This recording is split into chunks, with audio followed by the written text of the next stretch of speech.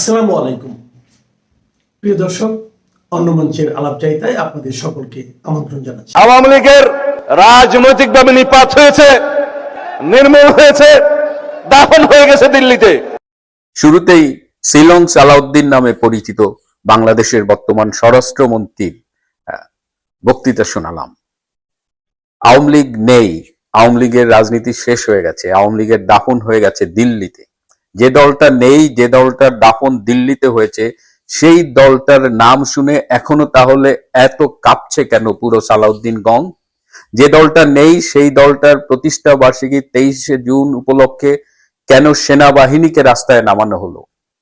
যে দলটা নেই সেই দলটার জন্য কেন এখনো ভয়ে হাত পা কাঁপে সালাউদ্দিনদের? গতকালই বলেছি, এই সালাউদ্দিনের গোয়েন্দা সংস্থায় রিপোর্ট দিয়ে বলেছে যে বাংলাদেশে কমপক্ষে 67% মানুষ এই মুহূর্তে চায় আওয়ামী লীগ ফিরে আসুক, শেখ হাসিনা ফিরে আসুক, বাংলাদেশে তারা দায়িত্ব নিক, রাজনীতি করুক। তাহলে তার সরকারি সংস্থা রিপোর্ট দিচ্ছে এক, আর তিনি শীতাতপ নিয়ন্ত্রিত কণ্ঠে একদল জুলাই যোদ্ধাদের সামনে যেরকম লাফঝাপ করলেন।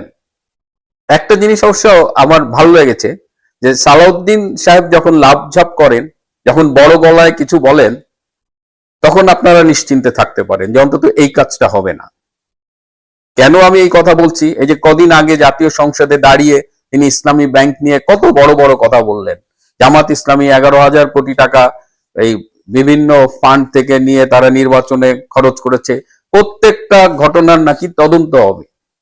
কি তদন্ত? আমরা দেখলাম যে যাকে চেয়ারম্যান হিসাবে ইসলামী ব্যাংকে বসিয়েছিল তাকে পত্রপাঠ বিদায় করে দেওয়া হলো।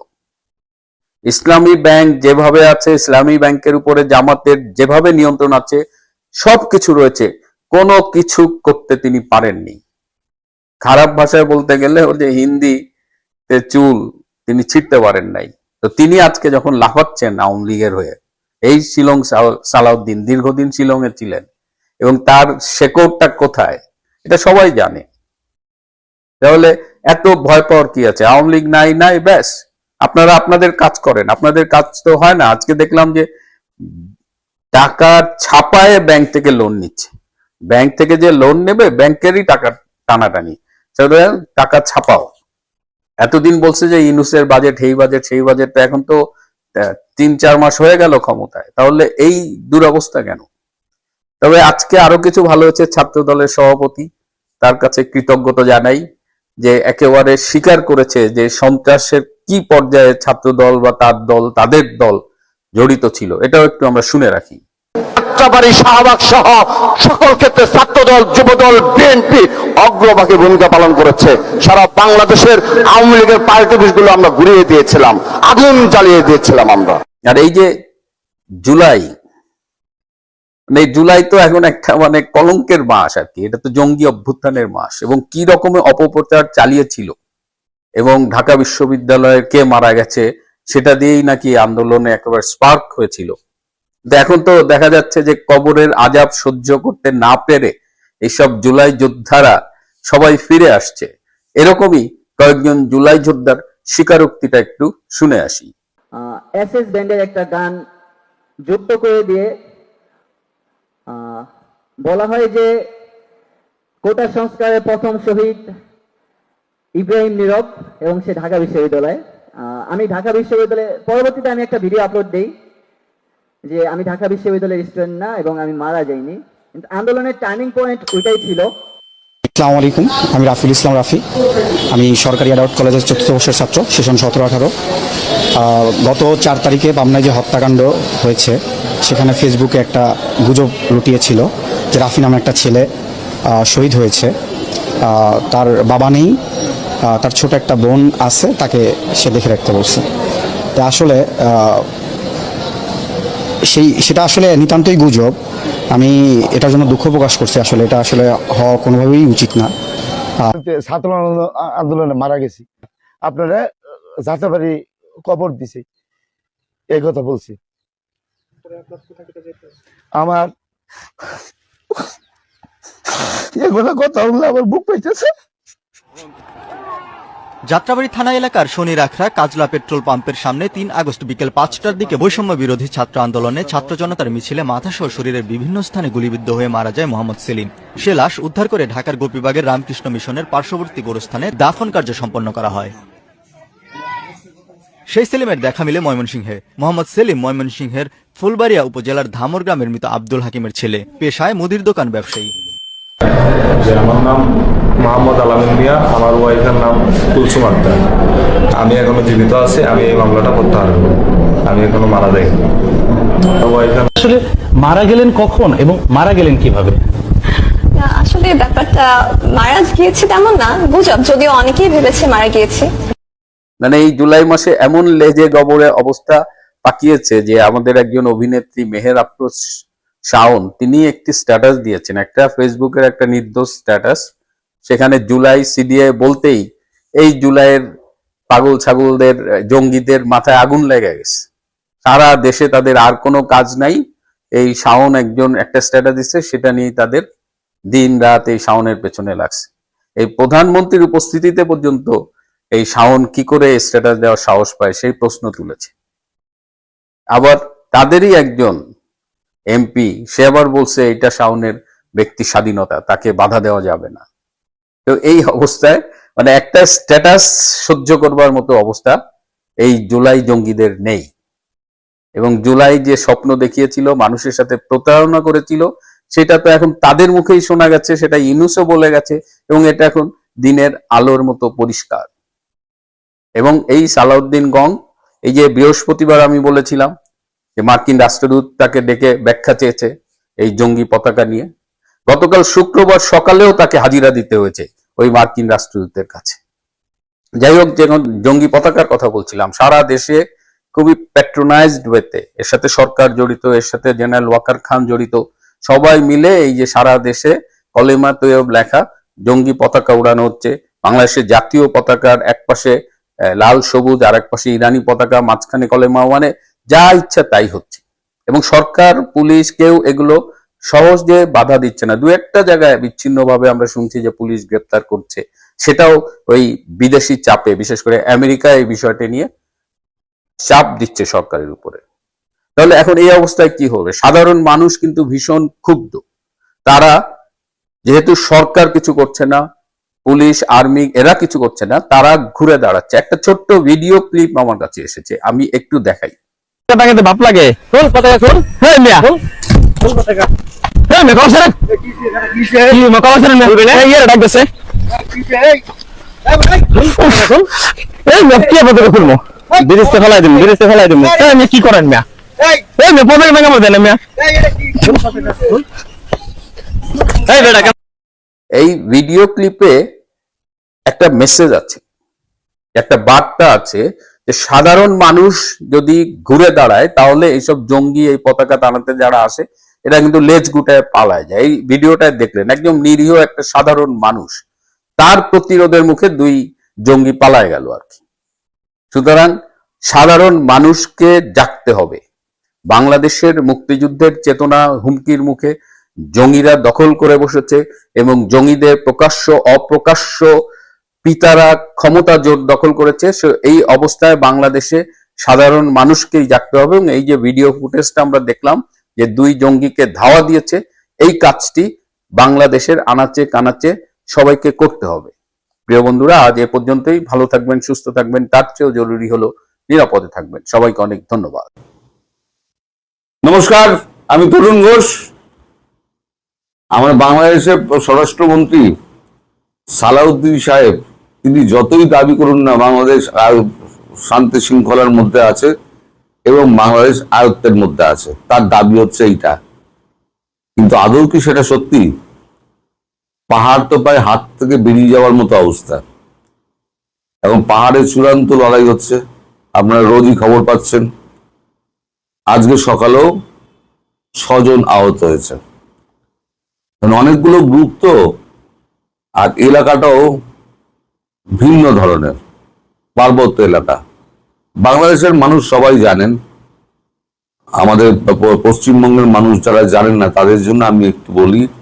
এই অঞ্চল পাহাড়টা হচ্ছে রাঙামাটি, খাগড়াছড়ি এবং ওই বান্দারবন, এই 3টে এলাকা জুড়ে হচ্ছে এই পাহাড়টা।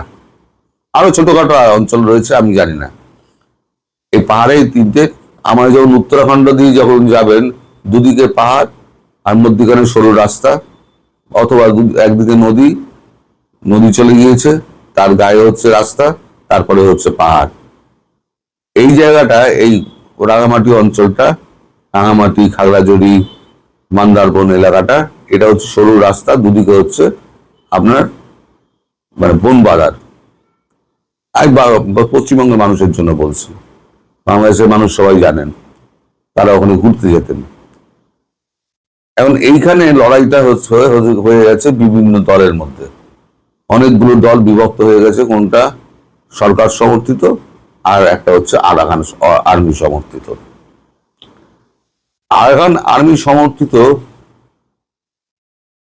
দলগুলো হচ্ছে আরাকান আর্মিকে সাহায্য করছে কেএনএফ আর ইউপিডিএফ, এই দুটো গোষ্ঠী তাদেরকে সাহায্য করছে, মানে সমস্ত অস্ত্র ফস্ত্র নিয়ে তারাও আরাকান আর্মির সঙ্গে লড়ছে। আর উল্টো দিকে সরকার সমর্থিত, মানে জান্তা সরকার সমর্থিত সম্ভবত কেপিএফ বলে একটি ফ্রন্ট রয়েছে, কেপিএফ, আমি ফ্রন্টটা মনে আছে, বাকিটা মনে নেই। তারা এই জান্তা সরকারের হয়ে তারা ওখানে লড়ছে, পিছনে জান্তা সরকার রয়েছে, তারাই এয়ার স্ট্রাইকটা করেছিল এবং আবার এয়ার স্ট্রাইকটা শুরু হবে বলে শোনা যাচ্ছে। এখন এই যে আমি আগের দিন বলেছিলাম না, আরাকান আর্মিকে যদি আপনারা দেশ থেকে না বার করতে পারেন, তাহলে বাংলাদেশের ওপরে কিন্তু বিপদ সংকেত নেমে আসছে। কারণ দুটো দেশকে আপনার কথা দিয়েছে জান্তা সরকার যে তাদের সম্পদ সুরক্ষিত থাকবে। একটা হচ্ছে চীন, একটা হচ্ছে ভারত। ভারতের ওখানে কালালান প্রজেক্ট রয়েছে, সেটাতে প্রচুর অর্থ বিনিয়োগ রয়েছে। এছাড়া বিভিন্ন পাইপলাইন রয়েছে, তেলের পাইপলাইন রয়েছে। আর চীনের রয়েছে রেয়ার আর্থ মিনারেলের জন্য প্রচুর খনন করার যন্ত্রপাতি এবং খননও হচ্ছে। ওখানে যদি কাজ ব্যাহত হয়ে যায়, তাহলে চীনের একেবারে বিলিয়নস অফ ডলার ভারতেরও যাবে, চীনেরও যাবে। সুতরাং দুই সরকারই, ভারত এবং চীন, দুই সরকারই মিলিতভাবে আরাকান জান্তা সরকারের ওপরতে প্রেসার তৈরি করছে।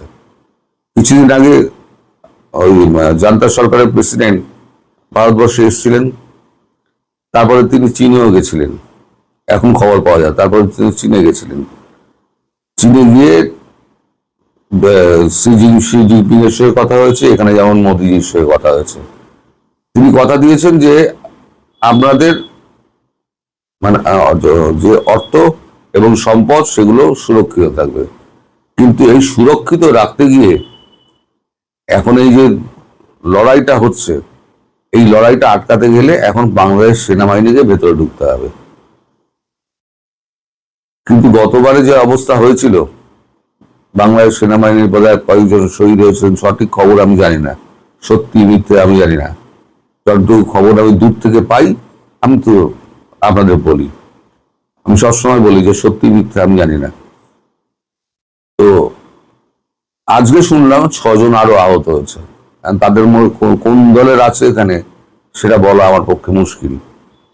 আর আহত যিনি হয়েছিলেন ওই আরাকান আর্মির আঞ্চলিক প্রধান, তিনি চট্টগ্রামে চিকিৎসা নিয়ে এখন ওখান থেকে তিনি ছাড়া পেয়ে উনি তার গোষ্ঠীর সঙ্গে থাইল্যান্ডের কোন একটা বর্ডারে তিনি আশ্রয় নিয়েছেন। বিভিন্ন রাস্তা রয়েছে, তো ওই রাস্তা দিয়ে উনি বেরিয়ে গেছেন। কিন্তু মারপিটটা কিন্তু ক্রমশ বাড়ছে। এখন আগের দিনেই বলেছিলাম যে বাংলাদেশ যদি এইটা আরাকান আর্মিকে আটকাতে না পারে, এখন আরাকান আর্মি এতটাই সাহস হয়ে গিয়েছে, ওই জলকেলির পর তারা কিন্তু ভেতরে ঢুকে মানুষকে শাসাচ্ছে। আর ওখানে যারা বাসিন্দা আছে, পাহাড়ে কিছু বাসিন্দা আছে, আদিবাসী আছে, তারপর সাধারণ মানুষ রয়েছে, তারা এখন পটলা পটলি সমস্ত নিয়ে তারা এখন সমস্ত মেনল্যান্ডে চলে আসছে, মানে পাহাড়ে আর থাকতে পারছে না। আর এরাও করছে কি, এরাও ছেড়ে দিচ্ছে, কারণ সাধারণ নাগরিক মেরে তো লাভ নেই, যত ফাঁকা হয়ে যায় ওদের লড়াই করতে তত সুবিধা হবে। আর যারা যাচ্ছে না তাদের ঘরে গিয়ে তাদেরকে বলে আসছে গুলি চলবে, তোমরা এখান থেকে বেরিয়ে যাও। ফলে দলে দলে লোক পাহাড় থেকে নেমে আসছে। মোটামুটি পাহাড়টা একেবারে একটা অশান্ত জায়গা হয়ে গিয়েছে। এখন প্রশ্ন হচ্ছে যে এই পাহাড় বাংলাদেশের হাতে কি থাকবে? সালাউদ্দিন সাহেব এই ব্যাপারে কিন্তু কোনো মন্তব্য করেন না। তিনি এমন এমন কথা বলেন যেন বাংলাদেশ স্বর্গরাজ্যে বাস করছে, কিন্তু বাংলাদেশের একটা অঞ্চল যে বাংলাদেশের থেকে বিচ্ছিন্ন হতে চলেছে সে খবর কি তিনি জনগণকে বলেন? তিনি জনগণকে বলেন না। পুরো আপনারা বলেন না চাপাবাজি, পুরো চাপাবাজির সরকার, শুধু চাপা মেরে যাচ্ছে। মিথ্যে কথা, মিথ্যে কথা, মিথ্যে কথা, মিথ্যে কথার ঝুড়ি বানিয়ে ফেলছে। এখন এই সমস্যার সমাধান করতে গেলে আন্তর্জাতিক মহলে কথা বলতে হবে, আন্তর্জাতিক মহলে লবি খাটিয়ে তাদের সাহায্য দিতে হবে। মায়ানমার সরকারের উপরে প্রেসার দিতে হবে, আরাকান আর্মির সঙ্গে কথা বলতে হবে, কারণ ওখানে আবার আমেরিকা বলে দিয়েছে আমার ওখানে আরাকান করিডোর চাই। কিন্তু করিডোর চাই বললেই তো হবে না, করিডোরের অবস্থা তো খুব খারাপ। ওখানে বাংলাদেশে আর্মি ঢুকতেই পারছে না, তা করিডোর দেবে কি করে? চাই বললেই তো হবে না, এখন সেই আমেরিকার সঙ্গে তো কথা তো বলতে হবে। মেন স্টেশনের সঙ্গে শুধু কথা বলতে লাভ নেই, কথা বলতে হবে আমেরিকায় গিয়ে, ওয়াশিংটন ডিসিতে গিয়ে কথা বলতে হবে। একদিন কথা বলতেন তো খলিলুর রহমান, এখন তিনি একটু বিষ নজরে পড়েছেন শোনা যাচ্ছে। সে মনে অনেক দুঃখ টুক্ষ নিয়ে কথা বলে, সে বিশ্বের কথা বলেন না তিনি। তো যাই হোক, এখন তাহলে কথা বলবে কে? সেই কূটনৈতিক বুদ্ধি,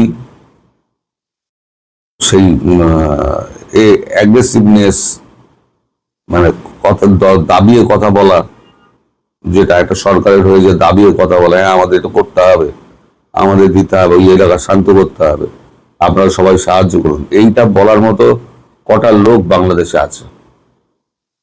আমার প্রশ্ন হচ্ছে সেইটা। কিন্তু সালাউদ্দিন সাহেব কিন্তু স্বীকার করছেন না যে তার দেশ একটা অংশ হারাতে চলেছে। এখন দেখুন, আপনারাই এখন ভাবুন যে চাপাবাজ সরকার আপনাদের কি অবস্থায় ফেলে দিয়ে গিয়েছে। স্বৈরাচার তো দূর হয়েছে, কিন্তু নতুন করে স্বৈরাচার এসে বসে গিয়ে আপনাদের জীবন সর্বনাশ করে দিয়েছে। একদিকে মূল্যবৃদ্ধি, খাদ্য সংকট, তারপরে আপনার কোম্পানি বন্ধ, বড় কঠিন দিন আসছে আপনাদের, এটুকু বলতে পারি। সবাই ভালো থাকবেন, সুস্থ থাকবেন এবং সাবধানে থাকবেন। নমস্কার।